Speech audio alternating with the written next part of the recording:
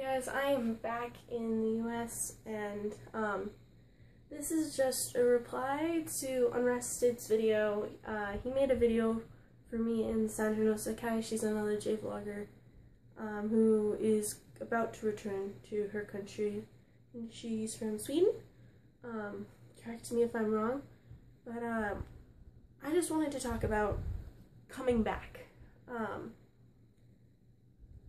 As Unrested said, yeah, there's definitely chances for me to come back, and I will definitely be going back to Japan in the future. I don't know when, probably when I graduate. I'm halfway done with my degree, only 19. But what I really wanted to talk about is he brought up a great point. Japanese doesn't have to be learned in a class. I learned a ton when I was in Japan, don't get me wrong, but it wasn't in my classes. I've found that self-studying has done me wonders more than the Japanese education system. And if you watch my videos, you will know I went to Ritsumeikan University. I mean, it's a great university. Their intensive language program is the most intensive language program that my university offers. So I was not prepared for that. So it was very, very difficult for me. That, and I got very, very, very sick halfway through the semester and had a multitude of other issues going on. But that being said, I am back in the US, and I wanted to talk a little bit about what it's like coming back. When I went to Japan, I didn't expect a whole bunch of culture shock. I usually don't get culture shock. I'm pretty good at immediately kind of blending into a culture and absorbing things. Yeah, I'll make mistakes, but I don't get like, whoa, this is so different, or get really bummed out or homesick. However, I found I get really bad reverse culture shock, to the point where, like, it's been really, really hard readjusting, because the day I got back, I was a bridesmaid in my friend's wedding. The next day I started work again. 3 days later, I started up university again. So I've had no time to adjust to American life again.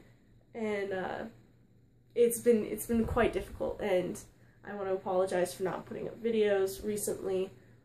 Things have been slowing down, and it's been getting easier to handle.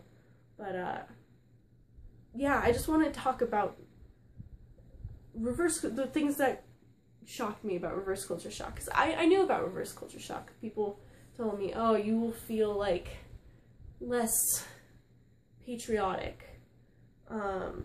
Because when you're in Japan, you're identified as where you're from.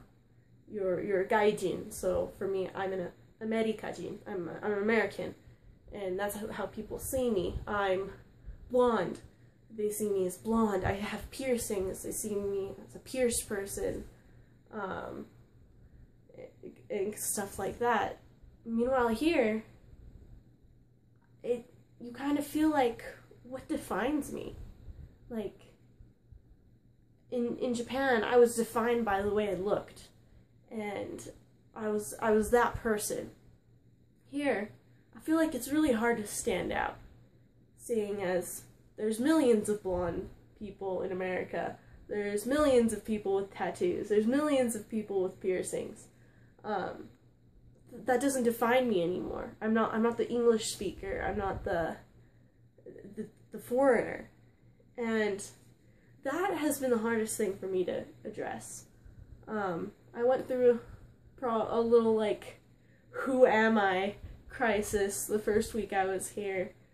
And I feel like I should warn you guys about that. If you come to a culture, and maybe you don't get culture shock, but you might get reverse culture shock. And some people get culture shock, but they don't get reverse culture shock. And some people get neither. Some people are really good at flowing into things, but for me, I got reverse culture shock really bad, and I just wanted to talk about that and thank you so much, Unrested, for that video.